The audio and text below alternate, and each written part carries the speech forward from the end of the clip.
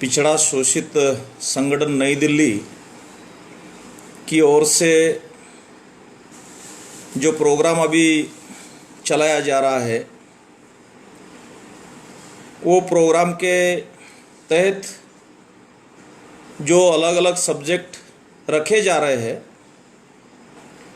और उसके माध्यम से जो प्रबोधन होने जा रहा है वो काबिल तारीफ़ है। इसलिए मैं आज के तारीख में जो सब्जेक्ट पर चर्चा करने जा रहा हूँ वो विषय है घुमंतु अर्ध घुमंतु जनजातियों की समस्याएं और उपाय या समाधान। तो इस सब्जेक्ट को स्टार्ट करने से पहले जय मानवता, जय संविधान, जय भारत, जय विज्ञान, ये जो नारा, ये जो ब्रीद वाक्य है, ये एक मूवमेंट के तहत हम चलाते हैं। तो जय मानवता पहली मर्तबा इसलिए कहना पड़ा कि ह्यूमैनिटी अगर बरकरार रही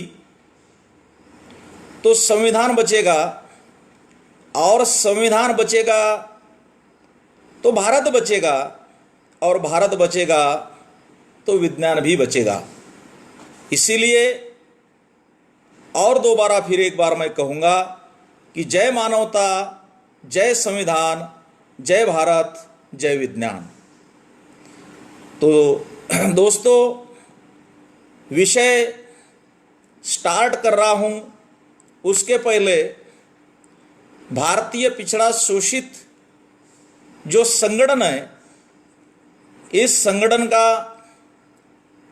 मैं धन्यवाद मानता हूँ, और इस संगठन के जितने भी साथी हैं और उसके साथ जो राष्ट्रीय अध्यक्ष माननीय माचनवार सर, इनका भी मैं धन्यवाद मानता हूँ। और इसी के साथ अभी इस विषय को मैं स्टार्ट कर रहा हूँ। तो सभी भाई और बहनों, बात यह है कि जो घुमंतु जाति है और अर्ध घुमंतु जनजाति है, ये जातियों का आज के दिन में अगर हालात देखें तो वो ये हालात ये है कि आज भी वो अपने खुद के पेट पालने के लिए भी परेशान है। लेकिन ये पेट पालने के लिए परेशान है तो इस देश की व्यवस्था पर जिन लोगों की मलकियत है, आज़ादी के बाद में, आज़ादी के 73 साल के अंदर इन लोगों को जानबूझकर परेशान करने का काम हमारे देश में जो रूलिंग कास्ट है वो कर रही है। ये तो साफ ही हो जाता है, ये तो क्लियर बात है। इसीलिए सबसे महत्वपूर्ण जो बात है कि ऐतिहासिक तौर पर घुमंतु जनजाति का इतिहास अगर देखा जाए तो इन जातियों ने अपना इतिहास समझ लेना बहुत ज़रूरी है। और मेरे ख्याल से ये बहुत बड़ी, खुद का उनको इतिहास मालूम न होने के कारण ये उनके लिए बहुत बड़ी समस्या है। क्योंकि डॉक्टर बाबा साहब अम्बेडकर ये बताते हैं कि जो कौम अपना इतिहास नहीं जानती वो कौम अपना इतिहास निर्माण नहीं कर सकती। तो इतिहास ऐसा है भाइयों और बहनों कि ऐतिहासिक तौर पर ये जितनी भी जातियां हैं, घुमंतु, अर्ध घुमंतु, ये इस देश की ये मूल जातियां हैं जिन्होंने अपने इतिहास में बहुत बड़े काम किया है। ये मूल जातियां है, ये राजा महाराजा की औलाद है, लेकिन इतिहास नहीं मालूम होने के कारण इन लोगों को अभी बहुत बड़ी परेशानी उठानी पड़ रही है। जैसा कि मान लो इतिहास के तौर पर भारत पर जिन आक्रमणकारियों ने आक्रमण किया, उन सब आक्रमणकारियों में से सबसे पहले अगर कोई आक्रमणकारी है तो वो है आर्य ब्राह्मण, और उसके बाद में शक आते हैं, हुन आते हैं, डच आते हैं, फ्रेंच आते हैं, मुगला आते हैं, अंग्रेज आते हैं। लेकिन जो भी घुमंतु जनजातियां है, इन जनजातियों ने कभी भी विदेशी लोगों की, आर्य लोगों की या दूसरे लोगों की हुकूमत को नहीं माना, और हुकूमत को नहीं मानने के कारण इन लोगों को बहुत बड़ी परेशानी उठानी पड़ी है। इसी के कारण इन लोगों को अभी फिलहाल में अपना खुद का इतिहास समझना बहुत ज़रूरी है। अगर इतिहास समझ जाए तो दोस्त और दुश्मन की पहचान हो जाती है। अभी इनकी जो आबादी है पूरे देश के अंदर, इनकी आबादी कुछ किताबों में 6% बताई जा रही है, कुछ किताबों में 13.5% बताई जा रही है। तो लेकिन मुझे ऐसा लगता है कि इन घुमंतु जनजातियों की जो आबादी है ये इससे भी ज़्यादा है। और जिस मूवमेंट के अंदर मैं खुद काम करता हूँ, उस मूवमेंट के अंदर जो काम करते हुए मेरा खुद का अपना एक्सपीरियंस है, वो एक्सपीरियंस अगर मैं देखूँ तो इससे भी ज़्यादा इनकी आबादी है। और कुछ डाटा भी हम लोगों ने कलेक्ट किया है कि कुछ डाटा कलेक्ट करके ऐसा लगता है कि केवल ये घुमंतु जनजाति के अंदर बंजारा समाज का भी पॉपुलेशन कंसिडर किया जाए तो करीबन 13 करोड़ के आसपास है।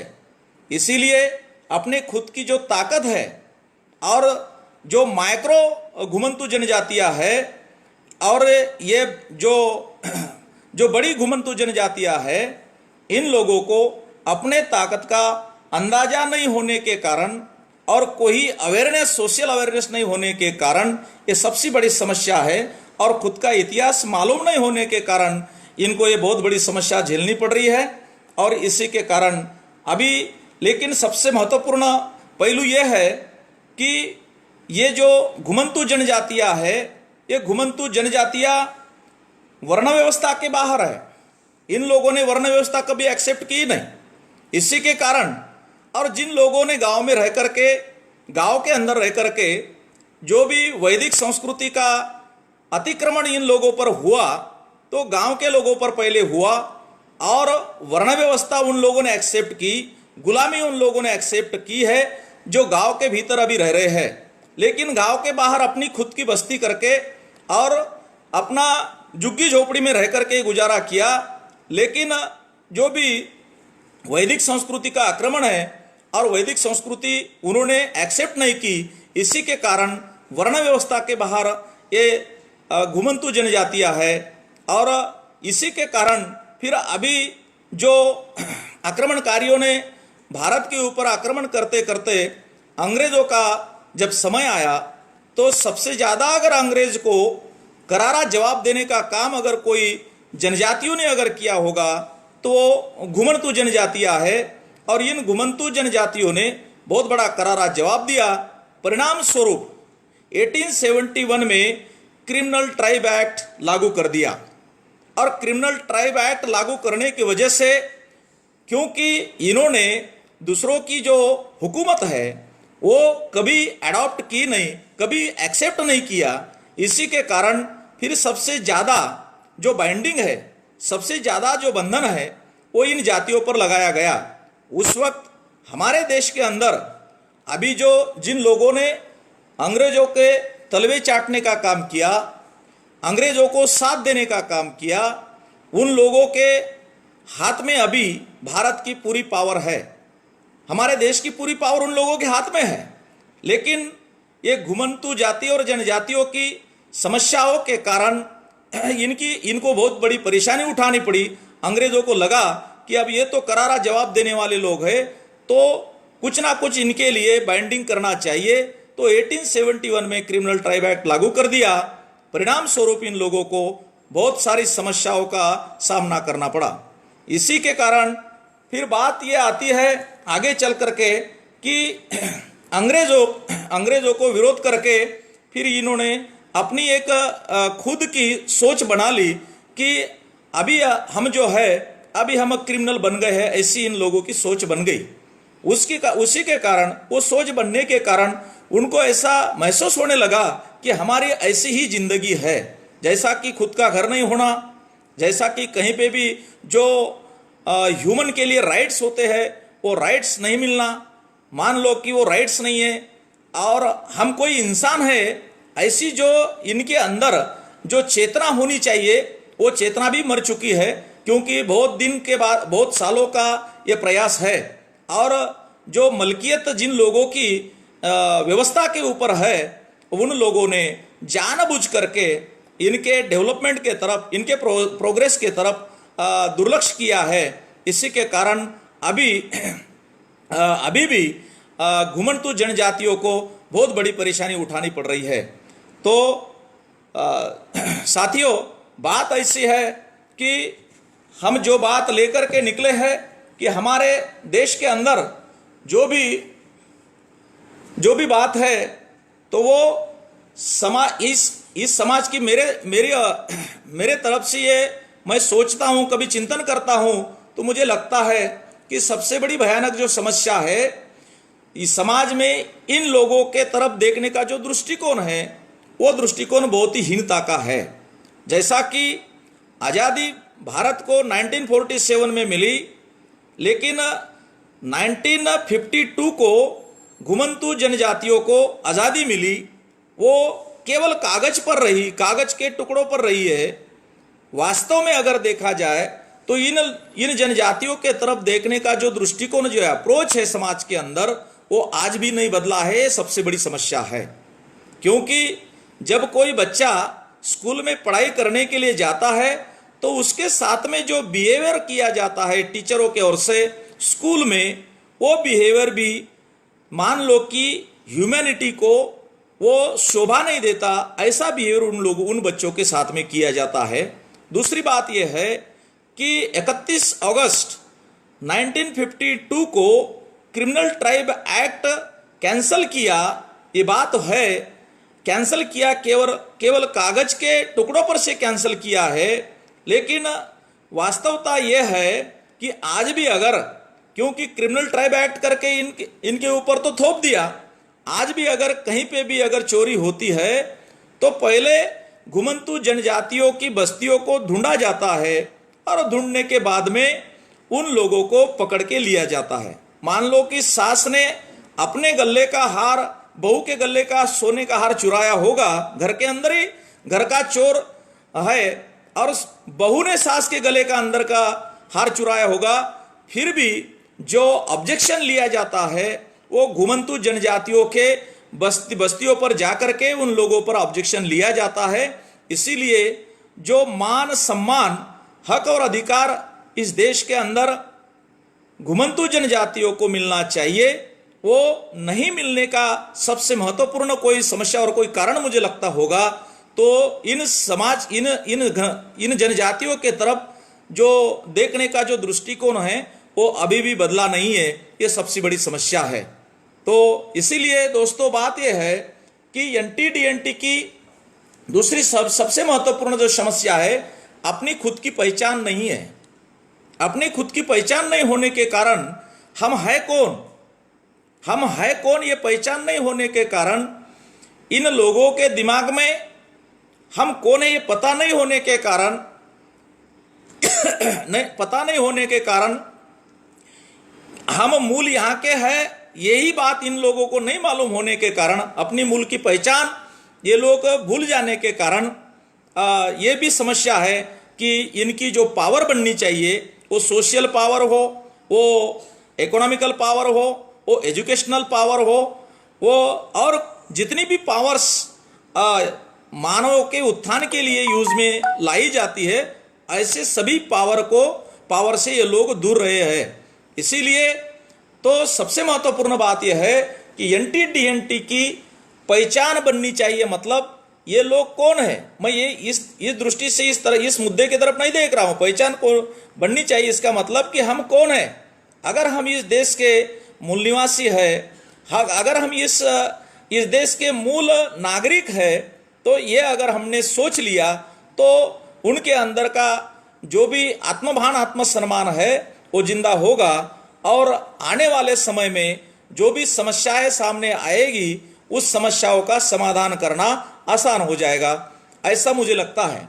इसीलिए दूसरी महत्वपूर्ण बात है समस्या घुमंतु जनजाति की कि सोशल ग्राउंड पर, सामाजिक लेवल पर इनके अंदर जो सीमेंटिंग फोर्स पैदा होना चाहिए, अलग अलग जातियों में, छोटे छोटे जातियों में बटे हुए के होने के कारण इनके अंदर भी जो सीमेंटिंग फोर्स पैदा होना चाहिए वो सीमेंटिंग फोर्स पैदा नहीं हो रहा है। और सीमेंटिंग फोर्स इसलिए पैदा नहीं हो रहा है कि इन समाज के अंदर के जो पढ़े लिखे लोग हैं, पढ़ लिख कर जो भी कुछ लोग बहुत कम परसेंटेज में अपनी नौकरियां कर रहे हैं, उसी के कारण जो उनकी ड्यूटी एंड रिस्पॉन्सिबिलिटी थी वो कोई उनके अंदर एक सोशल अवेयरनेस बढ़ाने का काम उनकी ओर से, पढ़े लिखे लोगों की ओर से जितने परसेंटेज में होना चाहिए उतना नहीं हो रहा है। इसी के कारण इन घुमंतु जनजातियों की ये बहुत बड़ी समस्या है कि उनके अंदर सोशल ग्राउंड पर सीमेंटिंग फोर्स पैदा नहीं हो रहा है, और उनको ये समझ में भी नहीं आ रहा है कि इस देश के हम नागरिक है या नहीं है। अभी अभी तो भारत सरकार ने नागरिकता के संदर्भ में जो कानून लाने की कोशिश की है, और CAA, CAB और NRC, NPR, ये जो भी बवाल भारत देश के अंदर चल रहा है, उस बवाल को हम अगर देखें तो ये ध्यान में आ जाता है कि जो भी व्यवस्था पर मलकियत जिन लोगों की है, उन लोगों ने जानबूझ करके घुमंतु और अर्ध घुमंतु जनजातियों को अपने हक और अधिकार से दूर रखने के लिए ये उनका प्रयास है। क्योंकि दुनिया के कोई किताब में मालिक ने ऐसी बात नहीं लिखी है कि जो नौकरों को मालिक बनने की सलाह देगा। इसीलिए इसी के कारण जो कि CAA, CAB और NPR, NRC के माध्यम से बहुत बड़ा भयानक परिणाम घुमंतु जाति और जनजाति को उन परिणामों का सामना करना पड़ेगा। इसीलिए मैं ये बताना चाहूँगा कि जो भी अभी इनके अंदर सोशल ग्राउंड पर सीमेंटिंग फोर्स पैदा होना चाहिए, अगर ये पैदा नहीं हुआ और पढ़े लिखे लोगों ने क्रांति की लहर इस समाज में पैदा नहीं की, तो बहुत बड़ी समस्याओं का सामना आने वाले समय में करना पड़ेगा। ये बहुत ही खतरनाक बात है, और ह्यूमैनिटी के लिए ये बात बहुत ही खतरनाक साबित होने वाली है। अभी तो जो हालात है इन लोगों के, तो पेट को ही परेशान है। अभी तो इसी के कारण, पेट को परेशान होने के कारण अभी रहने के लिए इनको मकान नहीं है। अभी टेंट में 57% लोग तो इधर उधर घूमते हुए टेंट करके रह रहे हैं। दूसरी बात यह है कि उन पर जो अन्याय और अत्याचार होता है, उन अन्याय और अत्याचार के माध्यम से 85% अन्याय और अत्याचार जानबूझकर इनके महिलाओं पर होते रहता है, और उनको कोई एडॉप्ट भी नहीं करता। वो अपराध, वो जो इनके ऊपर जो अन्याय और अत्याचार बढ़ रहा है, उनकी कोई दखल भी नहीं लेता है। ऐसी भयानक अवस्था हमारे देश के अंदर है। लेकिन केवल किताबों की बातें हमारे देश के अंदर चल रही है, और भारत के संविधान को तोड़ मरोड़ करके पूरे 85% जो लोग हैं, SC, ST, VJNT, OBC, जितने भी लोग हैं माइनॉरिटी के, इन सभी लोगों को अपने हक और अधिकार से दूर रखने का जो भी रूलिंग कास्ट है उनकी ओर से ये काम चल रहा है। तो इसलिए साथियों, बात यह है समझने की कि हम आज़ाद भारत की बात कर रहे हैं, लेकिन कौन लोग इसमें आज़ाद है और कौन आज़ाद नहीं है, इसका अगर बाइफर्गेशन हम करते हैं तो समझ में आ जाता है कि OBC की समस्याएं थोड़ी बहुत परसेंटेज में अलग है, SC, ST की अलग है, और घुमंतु जनजाति की, अर्ध घुमंतु जनजाति की समस्या है, ये बहुत ही अलग है।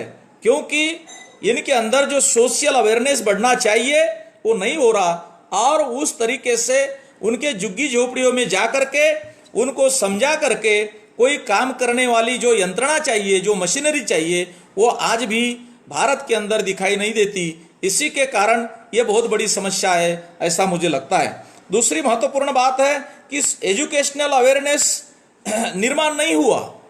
एजुकेशनल हमें हम तो ऐसा बताते हैं कि भारत को आज़ादी को 73 साल हो गए, तो 73 साल हो गए तो रूलिंग कास्ट ने, जो शासन करने वाली जो जात है, उन्होंने अगर तय किया होता कि एक साल में 1% अगर इस देश के सभी नागरिकों का सभी नागरिकों का अगर विकास करना है, डेवलपमेंट करना है, तो तय अगर किया होता कि एक साल में 1% का तय किया होता, तो 73 साल में भारत के सभी नागरिकों का, सभी लोगों का, भारतवर्ष के सभी लोगों का जो डेवलपमेंट है वो 73% आज तक हो जाता। लेकिन जिन लोगों को राज करना है अपने ऊपर, वो लोग ऐसी जो बातें हैं, जो जनजागरण की बातें हैं, ये बातें हमारे तक आने नहीं देने वाली, उसके विरोध में सब कुछ बातें चल रही है। जैसा कि मैं तांडव के अंदर पला, तांडव के अंदर छोटे से बड़ा हुआ, और तांडव तक जब स्कूल नहीं पहुंचा, तांडव में कोई क्लिनिक नहीं पहुंचा, तांडव के अंदर कोई अच्छी बात नहीं पहुंची, अच्छा स्कूल नहीं पहुंचा, अच्छा रोड नहीं पहुंचा, पीने के लिए अच्छा सा पानी नहीं पहुंचा, उसके पहले ही वैदिक संस्कृति, ब्राह्मणी संस्कृति का जो भी काम है वो बहुत ही स्पीड से चला है। इतना ही नहीं, आदमी अगर गुजर जाए तो उसको जलाने के लिए स्मशान भूमि भी अच्छे से नहीं निर्माण हुई। उसके पहले जो भी देश पर राजकाज करने वाले लोग हैं, उन्होंने अलग अलग सी बातें, मान लो कि ये सभी जो दिमाग के अंदर ह्यूमैनिटी को रोकने वाली बातें तांडव के अंदर भेज दी। लेकिन जो भी अच्छी शिक्षा, अच्छा पानी, अच्छा रोड, ये जो तांडव के अंदर पहले पहुंचना था वो नहीं पहुंचा है। इसका मतलब ऐसा है कि जो राज करने वाली जाते हैं, जो राजकाज करने वाले लोग हैं, या जिनकी व्यवस्था के ऊपर मलकियत है, उन लोगों ने जानबूझ करके अपने घुमंतु जाति के, जनजाति के, ओबीसी के, एससी एसटी के बारे में जानबूझ करके ये धोखाधड़ी की है। इसीलिए आपने अब जितने भी हम पढ़े लिखे लोग हैं, अब ये पढ़े लिखे लोगों की जिम्मेदारी है कि हम हमारे जितना भी अच्छा काम करना हो, तो उतना आदमी को माइक्रो होना पड़ता है कि जो भी बात है न्यूनतम स्तर पर अगर हम न्यूनतम लेवल पर अगर हम देखें, उसको समझे, तो ऐसा लगता है कि हम खुद हमारे छोटी छोटी जो भी जनजाति, घुमंतु जनजाति, एससी एसटी, ओबीसी के लिए हम पढ़े लिखे लोगों ने काम करना चाहिए। इसके सिवाय दूसरा कोई ऑप्शन हमारे पास नहीं है। इसीलिए साथियों, जो सबसे महत्वपूर्ण जो बात है कि ये एजुकेशनल अवेयरनेस निर्माण नहीं हुआ, इसका ये जो कि षड्यंत्रकारी जो जाते हैं, जो राजकाज करने वाले जो लोग हैं, जो रूलिंग कास्ट है, इन लोगों ने जानबूझ करके इन बातों को दबाकर रखा, और जो बातें ह्यूमैनिटी को रोकने वाली है, उन सभी बातों को हमारे लोगों के दिमाग में निर्माण करने का, दिमाग में ठोसने का काम किया है। ये बात तो बहुत ही सही ढंग से समझना होगा। तो इसीलिए हम अगर सोचे तो देश चलाने वाले जो लोग हैं, या देश चलाने के लिए जो ताकत है, उन ताकत को हम जब जांचते हैं, परखते हैं, तो ये बात ख्याल में आती है कि जो भागीदारी घुमंतु जनजातियों को मिलनी चाहिए थी, वो नहीं मिली। इसका कारण है कि केवल दिखावे के लिए अलग अलग सरकार आई, कांग्रेस की आई, बीजेपी की आई, ये सभी सरकारें आई, लेकिन इन सरकारों ने इन सभी जनजातियों के लिए, जनजातियों के साथ में धोखाधड़ी की है। इसका सबसे महत्वपूर्ण ये कारण है कि जो देश चलाने की जो ताकत है, वो ताकत में भागीदारी नहीं मिली। इसका महत्वपूर्ण ये कारण है कि इन लोगों ने ही, ये सरकार चलाने वाले लोगों ने ही, हर पक्ष, हर पार्टियों ने, हर जो कि पॉलिटिकल पार्टी है, उन्होंने धोखाधड़ी की है। इसी के कारण उनके अंदर जो हक और अधिकार मिलना चाहिए था, देश चलाने की जो ताकत है, वो ताकत में वो नहीं मिला। तो इसीलिए सबसे महत्वपूर्ण दूसरी जो समस्या है वो है मजबूत संगठन निर्माण नहीं हुआ। महाराष्ट्र को संतों की भूमि कहा जाता है, तुकडो जी महाराज कहते हैं कि संगठन करके तर जाएगा, लेकिन इस बात को जो पढ़े लिखे लोग हैं उन लोगों ने न समझने के कारण एक जो मजबूत संगठन घुमंतू जनजाति के अंदर निर्माण होना था वो नहीं हुआ।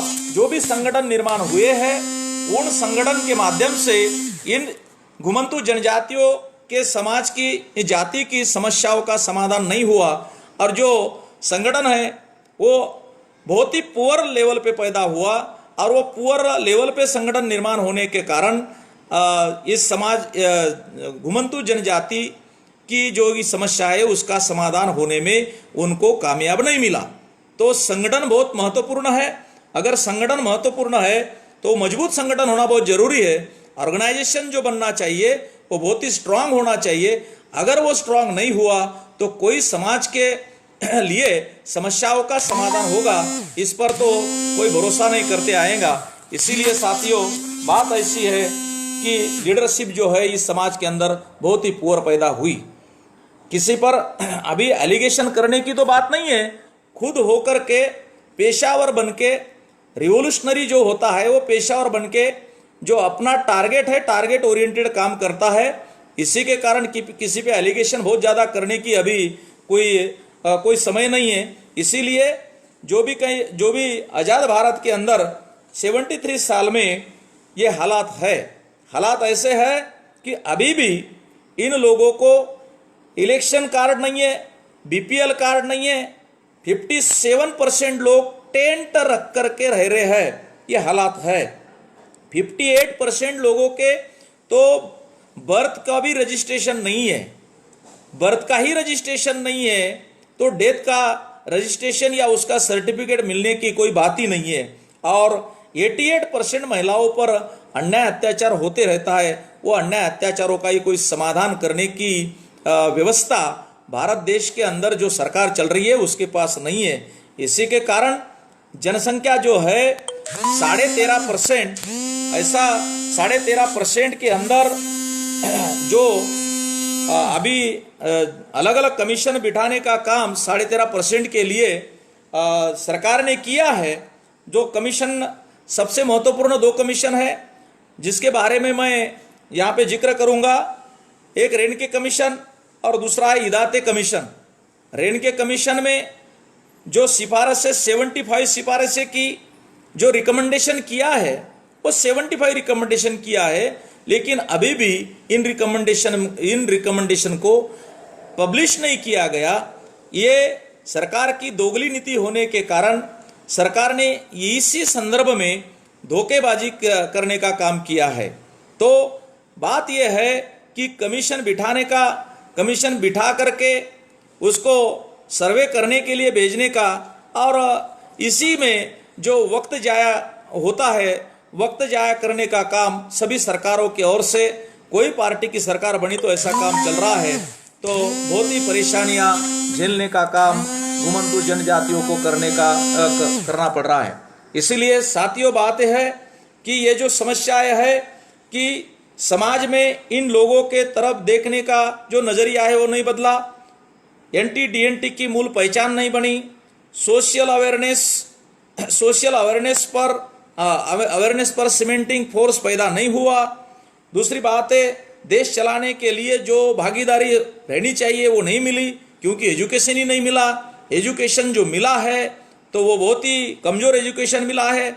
इसीलिए जो लायक और सक्षम समाज पैदा होना चाहिए घुमंतू जनजातियों के अंदर, वो वैसा समाज पैदा नहीं हुआ। इन बदमाश लोगों के कारण, देश चलाने वाले बदमाश लोगों के कारण इन सभी समस्याओं का सामना घुमंतू जनजातियों को करना पड़ रहा है। इसलिए साथियों, बात यह है कि हिदायते आयोग अभी तक तो 9 कमीशन गठित करने का काम किया हुआ है। उसमें से एक हिदायते और एक है रेणके, और हरियाणा की गवर्नमेंट ने अभी एक डेवलपमेंट कारपोरेशन बनाया जिसके अंदर 32 घुमंतू जनजातियों का समावेश किया है। उनको इन्वॉल्व किया है कि ये जनजातियाँ घुमंतू है, अर्ध घुमंतू है, और इनका डेवलप करने के लिए, इनका प्रोग्रेस करने के लिए ये सिफारिशें होना जरूरी है। तो हरियाणा गवर्नमेंट ने ये काम किया, लेकिन वो भी उसके अंदर भी जो सरकार की ओर से जो सीरियस बनकर के काम करना चाहिए वो काम नहीं चल रहा है। तो इसलिए साथियों, इस देश के अंदर जो बातें हो रही है उसको अगर हम सही मायने में समझे तो जो मलकियत करने वाले लोग हैं, इन लोगों ने हमारे लोगों के साथ में, चाहे SC ST हो, OBC हो, घुमंतु जनजाति हो, इन सभी लोगों के साथ में धोखाधड़ी की है। ये बहुत महत्वपूर्ण बात है और ये समझने वाली बात है। तो बात ऐसी है कि इन सभी का जो मूल है वो मूल क्या है, अगर हम उस मूल को ढूंढे, वो उस मूल को हम समझे, तो एक बात हमारे समझ में आ जाती है कि जो लोग देश को चला रहे हैं, और मैंने रेन के कमीशन पढ़ा, मैंने इदाते कमीशन भी पढ़ा, और उसके पहले मैंने मंडल कमीशन भी पढ़ा। मंडल कमीशन में पहली सिफारिश मंडल ने यह की, विद्येश्वरी प्रसाद मंडल ने की है कि इस देश को सोशियली और एजुकेशनली बैकवर्ड रहने का कोई मूल कारण होगा तो हमारे देश के अंदर जो जातिगत ढांचा है, मतलब सोशल सिस्टम का आधार जो है हमारे देश में जात है। इसी के कारण हमारे देश में जो भी कोई समस्या निर्माण हो रही है उसका मूल कारण है जातिगत ढांचा। सोशल सिस्टम का जो बेस है, सोशल सिस्टम का बेस है कास्ट बेस है, जो स्ट्रक्चर है वो कास्ट बेस है। तो उसी के कारण जो भी कुछ बातें, जो इस समस्याएं निर्माण हो रही है, उन समस्याओं का समाधान करने के लिए कमीशन बिठाना पड़ा। तो सबके लिए बराबरी होना, सबको अपने हक मिलना, अपने हक और अधिकार के बारे में हर कोई भारत का नागरिक जागरूक रहना, ये जो बातें प्रबोधन के माध्यम से जो चलते रहती है देश के अंदर, उसको भी दबाने का काम हमारे देश के अंदर चलता है। इसीलिए जो सोशल सिस्टम है हमारे देश का, वो समझना बहुत जरूरी है। तो वो अभी हमारे देश में 6,500 जातियां है और 75,000 75,000 ये सब कास्ट है। 6,500 कास्ट है और 75,000 सब कास्ट है। तो ये जो जातिगत आधारित, जातिगत जो सोशल सिस्टम का ढांचा है, वो ढांचा अगर हमारे समझ में आ जाए तो हर समस्याओं का समाधान करने में आसानी होगी।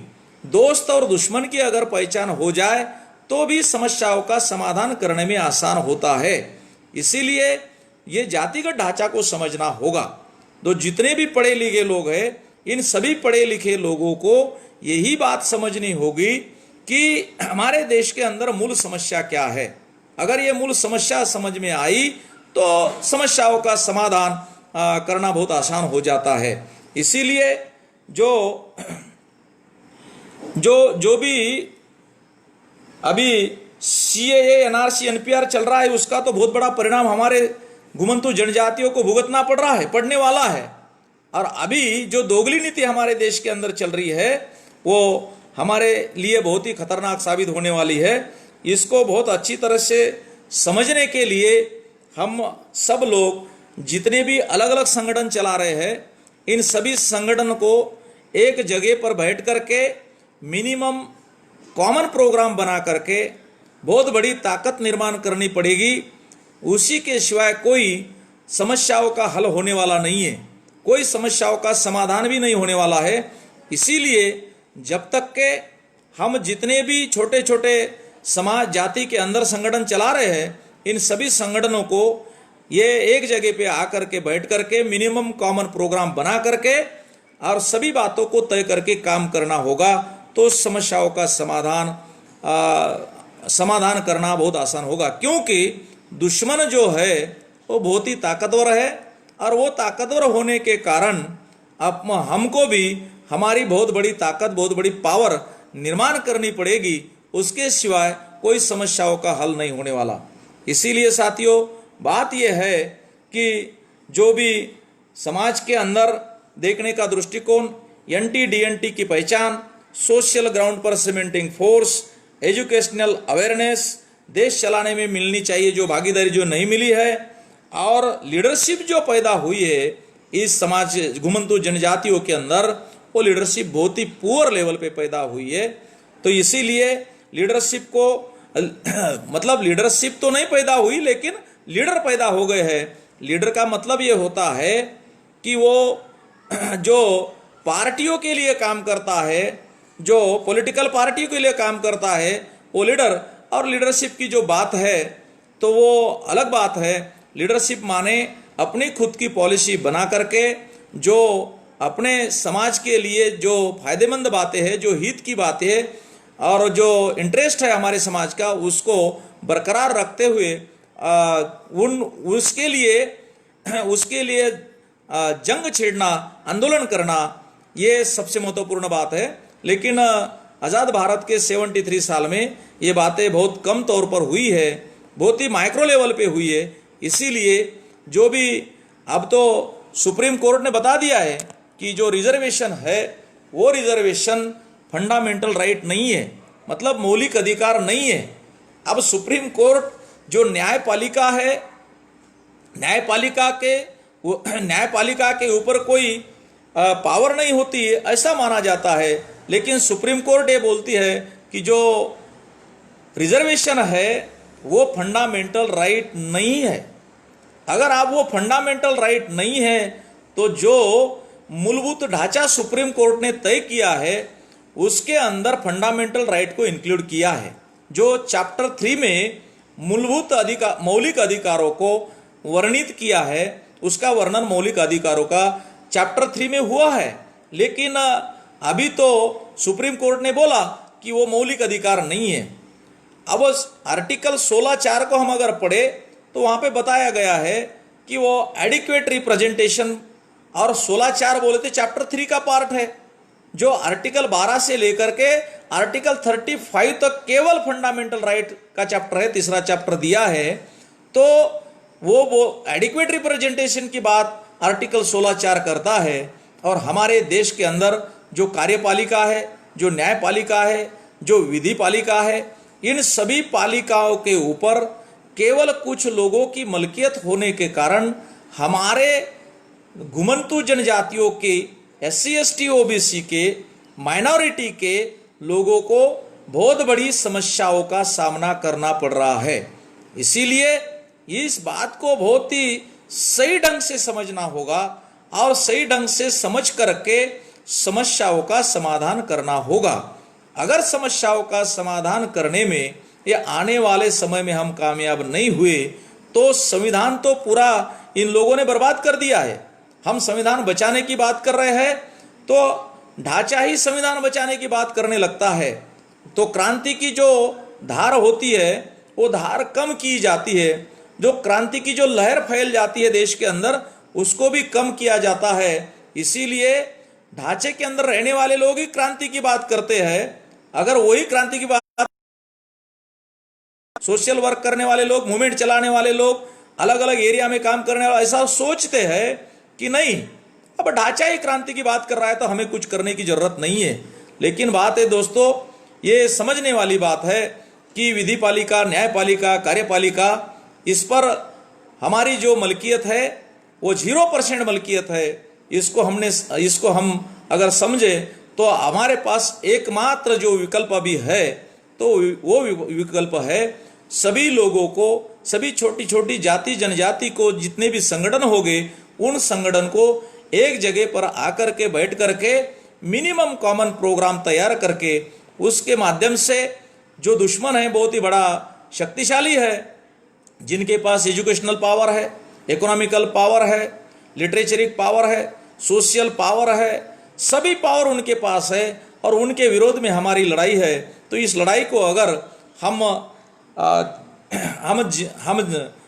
इस लड़ाई को हम अगर लड़ना चाहते हैं तो हमें भी खुद को सबसे बड़ा पावरफुल बनना पड़ेगा। अगर वो सोशल पावर हम बना पाए तो ये जो लड़ाई है, हमारे हक और अधिकार की लड़ाई, ये मिलाने में, ये हक और अधिकार की लड़ाई जंग छेड़ने में हमें कोई दिक्कत नहीं होगी। इसीलिए हम जितने भी छोटे छोटे संगठन हैं उन सभी संगठनों को एक जगह पर आकर के बैठ करके ये सभी बात को समझ करके काम करना होगा। इन सभी बातों को विषय के माध्यम से मैंने रखने की कोशिश की है। आप लोगों ने वो समझने की भी कोशिश की है, ऐसा मैं समझता हूँ। तो बात ये ख़त्म करने के पहले मैं लास्ट में एक बात रखने वाला हूँ।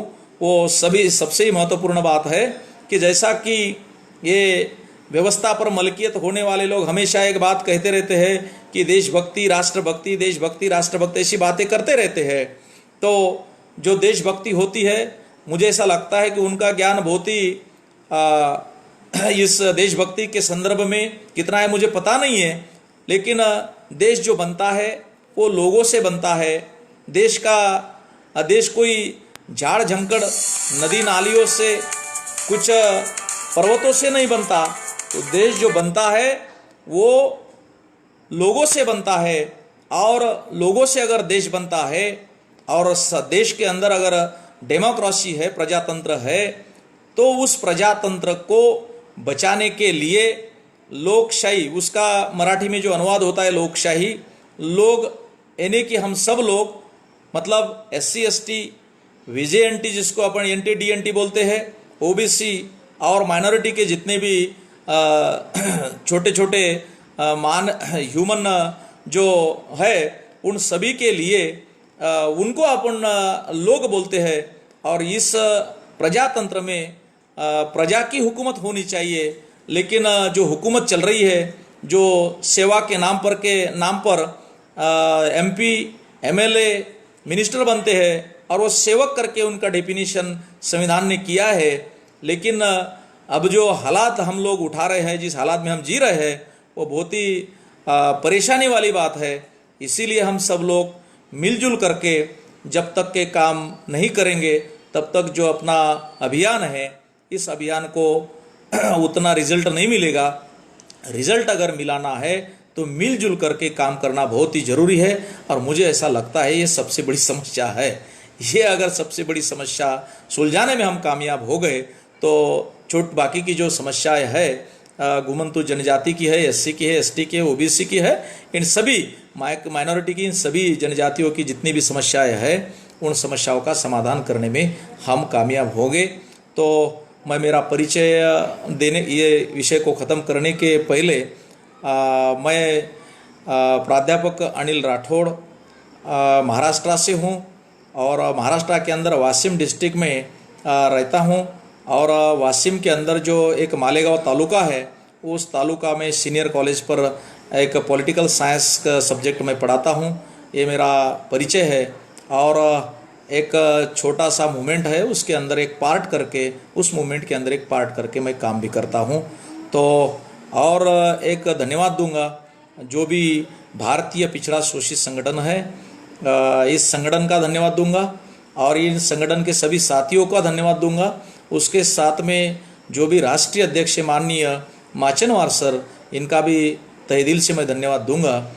इन्हीं सभी बातों के साथ में जो सब्जेक्ट रखा है चर्चा के लिए, घुमंतु अर्ध घुमंतु जनजातियों की समस्याएं और उपाय या उसका समाधान, तो समाधान करने के लिए समाज के अंदर प्रबोधन करना होगा, जिसके माध्यम से इस समाज के तरफ देखने का दृष्टिकोण समाज के अंदर बदला जाएगा। दूसरी बात है, NT DNT को हम खुद कौन है, मतलब हमारी पहचान क्या है, ये भी समझनी होगी। उसके साथ में जो सोशल ग्राउंड पर एक दूसरे को समझ करके एक भाईचारा बढ़ाना होगा। उसके माध्यम से सीमेंटिंग फोर्स हमारे समाज में पैदा होगा। जो भी NT DNT के लोग हैं, SC ST OBC के लोग हैं, इनके अंदर सीमेंटिंग फोर्स पैदा होगा। तो एक मजबूत, एक नेशनल लेवल पर, इंटरनेशनल लेवल पर संगठन हमारा पैदा होगा। तो उसी के लिए एक मजबूत संगठन निर्माण की ज़रूरत है, वो भी करना होगा।